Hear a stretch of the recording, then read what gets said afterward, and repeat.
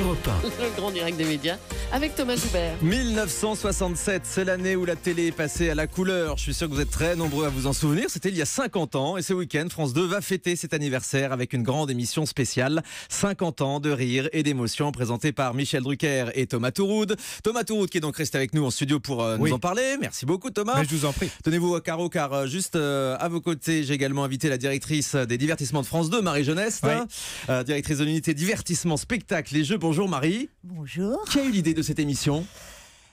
Écoutez, pour être tout à fait sincère, quand je suis arrivée à France 2 il y a 3 mois, c'est très récent donc, quand je suis arrivée à France 2, il y avait cet événement qui était noté sur des agendas, etc. Le 50 ans de la télécouleur. Et on s'est dit que finalement, comme on a eu une petite disponibilité dans nos grilles qui sont très très très chargées, c'était l'occasion de le faire. Voilà, c'est parti comme ça. Et Michel Drucker s'est imposé à l'animation pour fêter les 50 ans de la télé en Drucker, couleur. Si vous voulez, quand on parle histoire de la télévision, comment ne pas penser à Michel Drucker ? 50 ans de télévision, je vous le rappelle. Et Thomas Touroud s'est imposé aussi facilement ? Thomas Touroud, c'est le petit jeune. Donc quand vous fêtez les 50 ans de la télé, c'est super sympa, je trouve, d'avoir le plus vieux et le plus jeune. Thomas, comment est-ce qu'on travaille avec Michel Drucker, vous qui êtes tout nouveau dans ce métier ? Eh ben, ma foi, c'était très facile de bosser avec lui. Il a fait preuve d'une grande gentillesse à mon égard, de beaucoup de disponibilité, d'une grande générosité.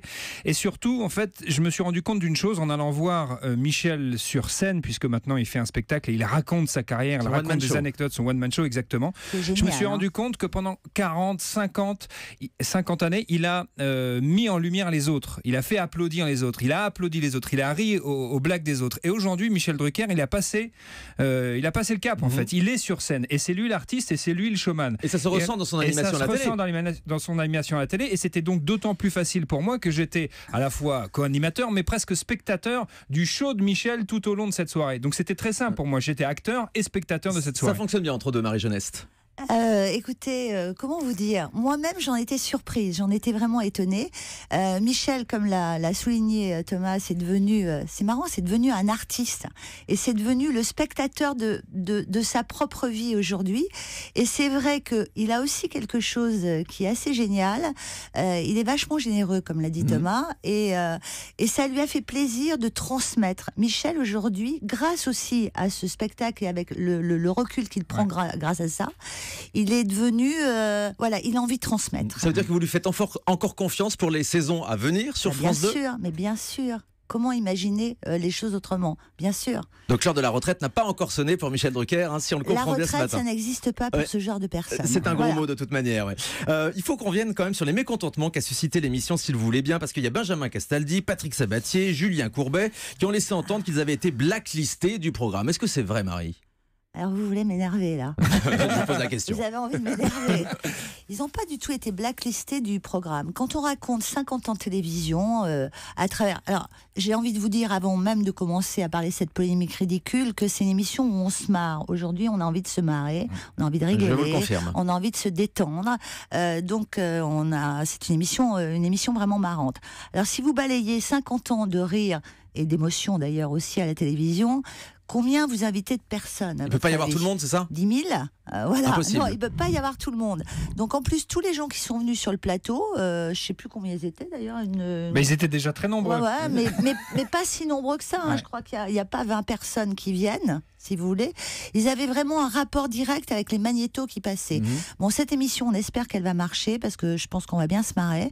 Et si elle marche, ce que nous espérons donc, on va en refaire une autre, puis on invitera d'autres gens. Mais on il pourrait y avoir pas un deuxième numéro. Mais évidemment. Mais en moi, tout cas, quand on l'a préparé, j'espère vraiment qu'on va la décliner cette émission, parce qu'on s'est dit, mais qu'est-ce qui fait qu'on choisit tel magnéto Oui, il n'y a pas assez d'une soirée pour balayer les 50 ans, ça c'est sûr. Mais même quand on l'a préparé, quand on l'a tourné, on s'est bien rendu compte qu'on aurait pu en faire 2 quasiment le même soir. Et ça a été carrément une souffrance d'enlever des choses, si vous voulez. Par exemple, c'est vrai, vous ne parlez pas de télé-réalité ?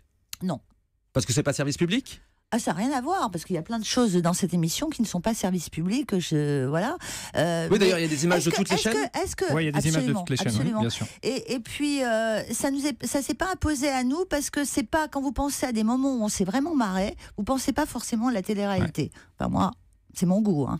C'est très subjectif après. Oui, Nous n'avons pas le même âge. On verra donc beaucoup de variétés. Il y a que des images du service public, donc non, non, pas du ça tout, c'est sûr. pas du tout. Il y a Et que du des, M6, et que des images produites par écoutez rien, Arthur, hein. puisque Vous écoutez rien, si, non, mais j'en viens hein. à ma prochaine question. Vu que c'est Arthur qui produit cette émission, est-ce qu'il y a aussi beaucoup d'images d'Arthur Pas lui-même? du tout. Pas du tout. Je sais même pas s'il y a une image avec Arthur. En fait, on y réfléchit. Si, il y a des images de lui dans Les Enfants de la télé en l'occurrence.